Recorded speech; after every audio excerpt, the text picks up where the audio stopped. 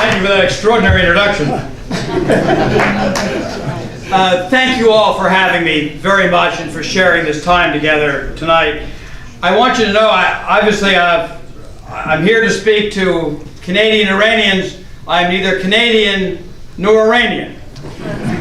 But I want you to know, having given these years of my life to fight for Iranian freedom,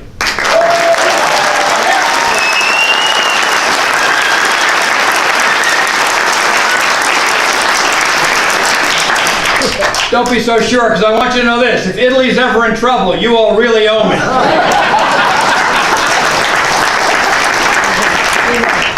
Also, I don't know, I always thought Canadians and Americans have so much in common. Maybe being an Italian American is a little bit different, but I like all of you. But I want you to know this. I'm not bowing to a single one of you, and I actually like you.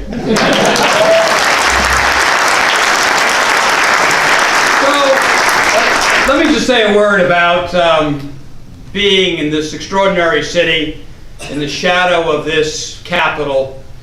I grew up as a young boy in northern Vermont, closer to Montreal than I was probably to Burlington. And I live now part of the year in northern Maine, only minutes from the Canadian border. I've watched all of you all of my life, and I come away with a single observation.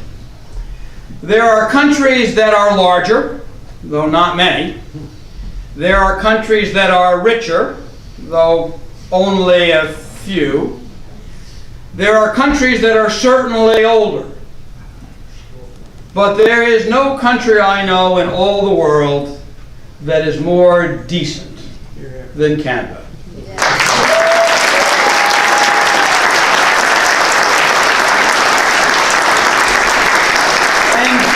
You are not unique in that you have stood for good and decent things. What makes Canada so unique is that you have done so for so long, so unfailingly, so dependably, that the world has been able to depend upon you. You have my undying admiration as an extraordinary people in an extraordinary land. God bless you, Canada.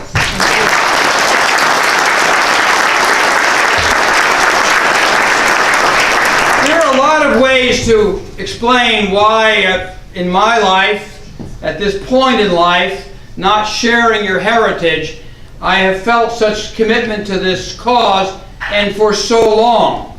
Not simply in private life, but as a young House member, and then as a member of the Senate and the Senate leadership. And maybe you can share in this, because it's a commitment that goes beyond Iran. Having watched and having loved history and been so devoted to it all of my life, I want to pass on this earth with one single accomplishment: to make the future different than the past. We are in the 21st century, and unbelievably, we are meeting to talk about a religious dictatorship, denying the most basic rights of its people, torturing and killing and assassinating. In the 21st century, were this the medieval times? Were we talking about pre-revolutionary France? Were we talking about the most despotic regimes of the Third World? A century ago, I would be depressed, I would be disturbed, but I might understand. How in the very seat of the birth of civilization, in the heart of Persia, could this come to pass? And there are people who will simply hope that it all works out in the end, talk about the failing of the human experience, and hope for the best. Then there's the rest of us. History has never moved on a majority reaching a consensus to move forward. I wish it were so, but it has never been. History moves by a few determined individuals who are committed that the wheel of history will turn. So, in my country, 1,800 men at Valley Forge.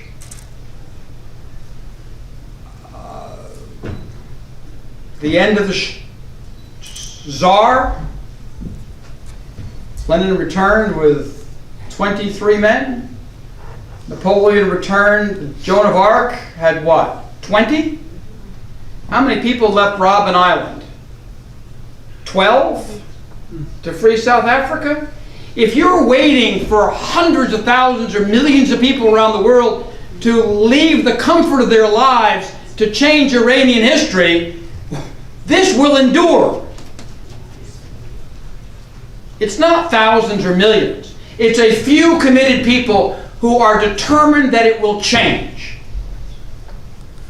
People ask me all the time about the MEK, but you have only thousands of people. Yes, tens of thousands. More than the Ayatollah had when he returned from France. More than the Shah had when he returned to power. We have the numbers, we have the resources, we have a woman in Mrs. Rajvi who gets up every single day with a single focus to free the Iranian people and to only free the Iranian people.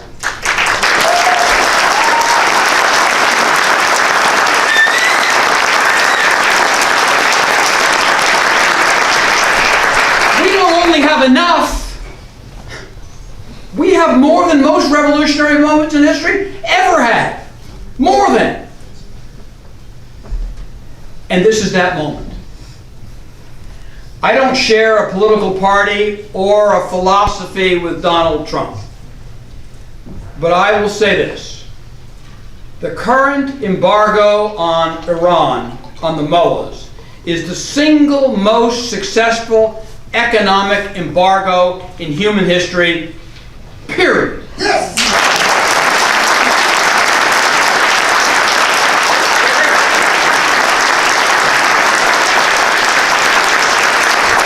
Iran is the third, or was the third largest exporter of petroleum products in the world. There are some weeks when not a single ship leaves port in Iran. Not a single ship. It is a country of nearly 100 million people that has $10 billion worth of foreign currency left. It can't feed its people, it can't arm its army, it can't pay its bills.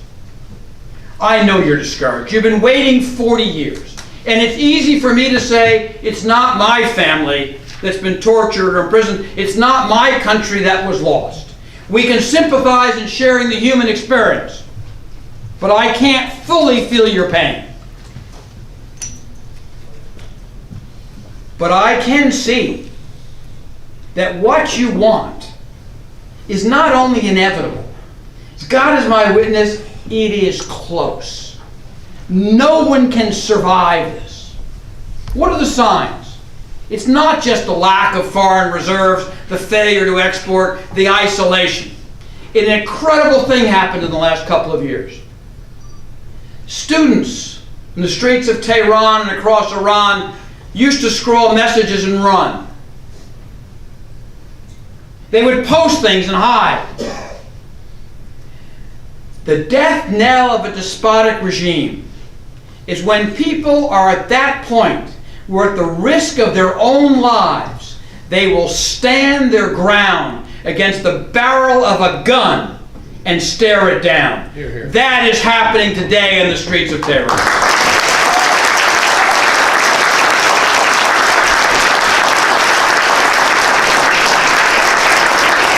Now, we all have a role in this struggle.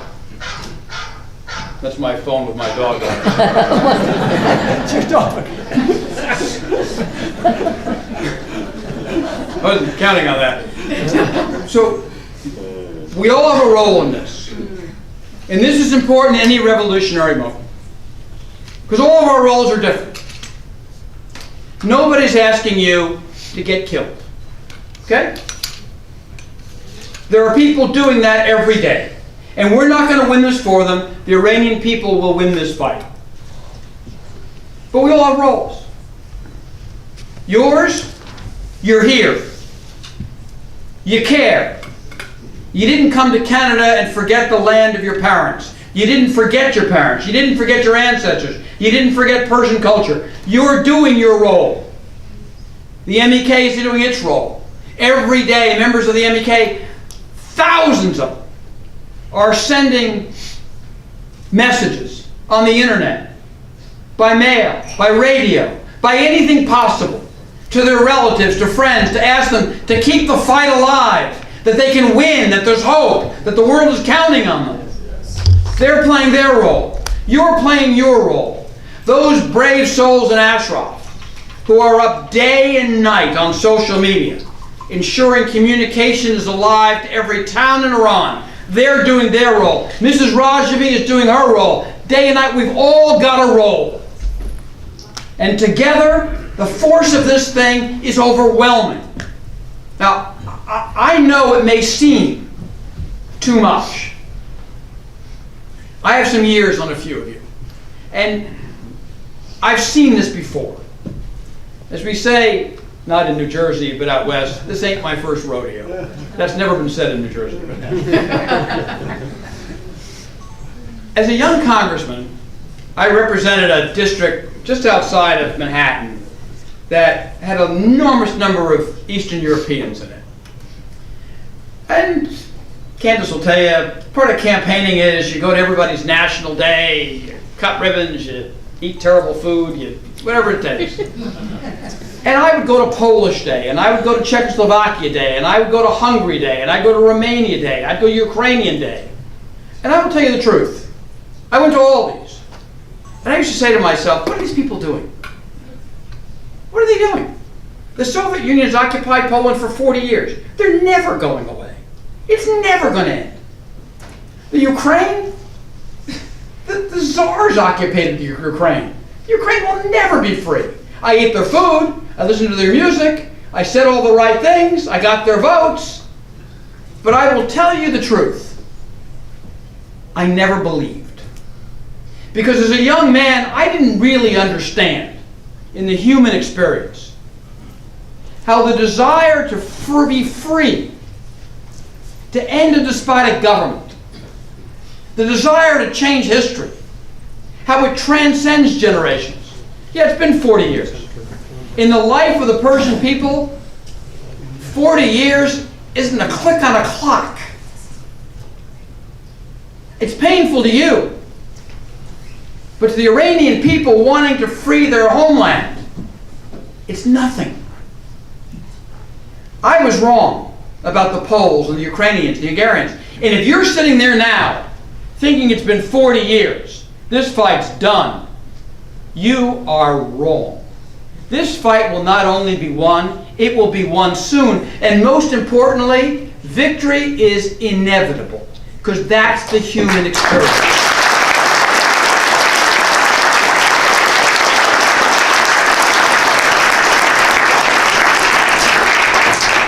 So, every one of us needs to make this pledge. If I'm right, we will not gather here many more times. One of these days, the supporters of Mrs. Raj of the MEK will be having this event in Tehran.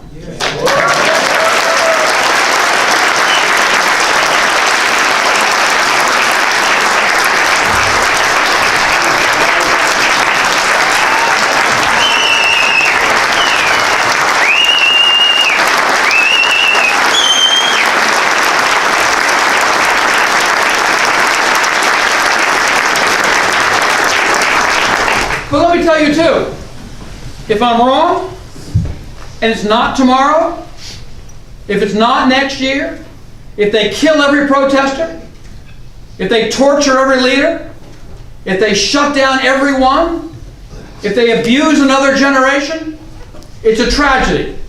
But in the arc of history, it doesn't matter. Because we'll still be back. I'll be here next year. Yes. You'll be here next year. I'll be here in 5 years. I'll be here in 10 years. I don't care if it takes 20 years. And here's the essential thing to learn that I've learned in my lifetime. Our desire for Iran to be free is far stronger than anything they can steal, anyone they can kill, anything that they can abuse. It is stronger. It outlives it. I've watched this movement for years. I saw it when people wouldn't go to the streets of Tehran. I saw it when people were afraid across America to come to meetings. They thought they'd be told that. I was there when people wouldn't give money to support the MEK. I was there when we couldn't put enough people in a room to get a quorum. Now I go to Paris, there's 100,000 people. I watch the messages coming into Ashraf of people across Iran at the risk of their lives communicating back by the tens of thousands. We've turned this corner. You can feel it. You can feel it. Our job is, my job is, keep my government focused. This is bigger than Donald Trump. It's bigger than the Republican Party. It's bigger than the Democratic Party. In my country, despite what you may read, it is a consensus issue. And in Canada, all bowing aside, make it a consensus issue. That no one is good for human freedom more than Canada. No one.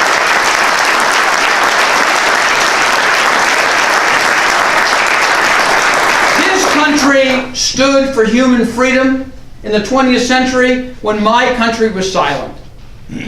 You stood tall when we didn't. Why would you not stand now when the lines are so clear? For those in Canada who would want accommodation with the mullahs, who believe that somehow they'll come back. At some point when someone behaves like the mullahs, you have to accept them for who they are. There's no reasoning. There's no accommodation. They're not coming back. There is no reform. They are who they are. And sometimes you accept people just that way. Keep Canada focused. Keep it strong. You don't need to convince Canadians to be something they're not. You need to convince them to be who they always have been. Uncompromising in the face of evil.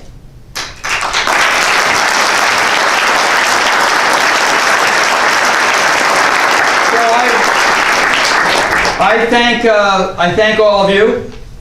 Remember, at that moment in the future, when the Italian government is in trouble, you owe me. I'm counting on you. In the meantime, I know you didn't have to be here. Life's good in Canada. Thank you.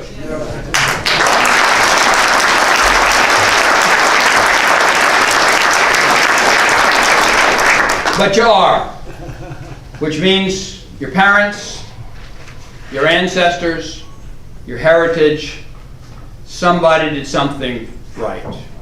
You're in a free and prosperous land, but you can't get your eyes off an imprisoned people living in a hijacked country. God bless you all. Thank you.